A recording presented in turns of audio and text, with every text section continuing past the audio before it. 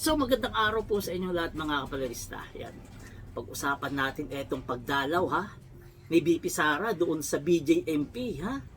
Dahil alam naman natin talagang putok na putok sa balita ngayon na etong si BP Sara pala. Dinalaw niya. Nagpunta siya sa BJMP at dinalaw niya hindi si Madriaga. Si Tebes pala. Yan, ayon yan mismo kay DILG Secretary John Vic Rimulya. Si Tebes pala na sinasabing isang kriminal, isang terorista, yung dinalaw ni BP Sara at hindi pala si Madriaga. Ngayon ang tanong ngayon ang tanong, bakit nga kaya si Tebes ang dinalaw ni Sara at hindi si Madriaga? Bakit nga kaya? May mga nagsasabi sa mga kababayan natin na baka may plano silang hindi maganda kay Madriaga. Baka nga plano daw nilang patahimikin etong si Madriaga. Kasi alam naman natin etong si Tebes, may record ito ng pag-uutos na magpagurgur ng tao. Governor pa nga yun, di ba? Governor doon sa May Negros, pinagurgur daw di umano ni Tebes, kaya nga siya nakakulong Di ba? What more pa kaya etong si Madriaga na isang preso lang rin at kasama niya pa sa Annex B. Ito usap-usapan lang naman ng ating mga kababayan at binablog natin. Ito ay walang kasiguraduhan kasi nga ito ay usap-usapan lamang. Tayo ay nagtatanong lamang kung bakit si Tebes ang binisita ni BP Sara at kung bakit niya binisita, ano nga ba yung pinag-usapan nila? Kasi walang nakakaalam. Sa atin, mga haka-haka lamang, mga opinion lamang, nagbibigay lamang tayo ng opinion sa katanungan ng ating mga kababayan. Kung bakit nga ba si Tebes? Anong meron kay Tebes at dinalaw ni Sara? Anong connection nila? Anong proyekto nila ni Tebes, ni BP Sara? At dinalaw niya bigla-biglaan ito sa kulungan. Di ba? Kasi hindi masasabi talaga. Di ba? Kilala natin si BP Sara na kayang-kaya niya magpaganyan ng tao, magpagurgur. Kasi kung matatandaan natin, si PBBM nga di ba? Si Lisa, First Lady Lisa at si Kong Martin Romualdez sinabihan niya, gurgurin kapag may nangyari sa kanya. So, ibig sabihin, nasa dugo na talaga ni Sara magpagurgur. Talagang nasa pagkatao na ni Sara ang pagiging isang masamang tao. Kasi, masamang tao lang yung gumagawa na magpapagurgur. Isipin mo, presidente, papagurgur mo.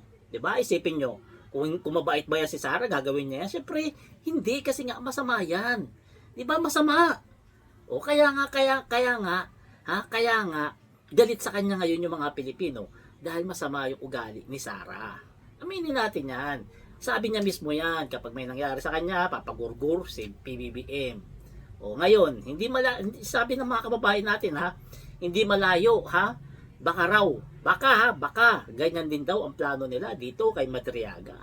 Baka nga may plano rin daw silang ipagurgur ito. Siyempre tayo hindi natin alam dahil sila lang naman nakakaalam kung anong pinag-usapan nila. Tayo lalabas lamang tayo ng opinion kung ano nakikita nating katanungan ng ating mga kababayan kasi nakakapagtaka lamang talaga kakapag bakit all of the sudden bigla niyang dinalaw, binisita si Tebes, diba?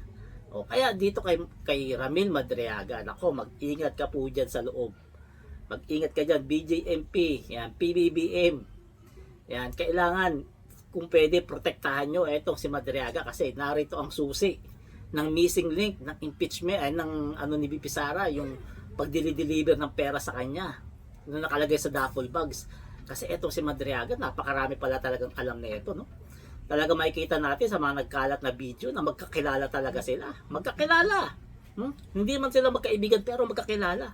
Pero sabi, inaanak yata ni BP Sara yung anak ni Madriaga. O si Madriaga ang inaanak yung anak ni BP Sara, hindi lang ako sure. Pero sigurado niya magkumare-kumpare sila. 'Di ba?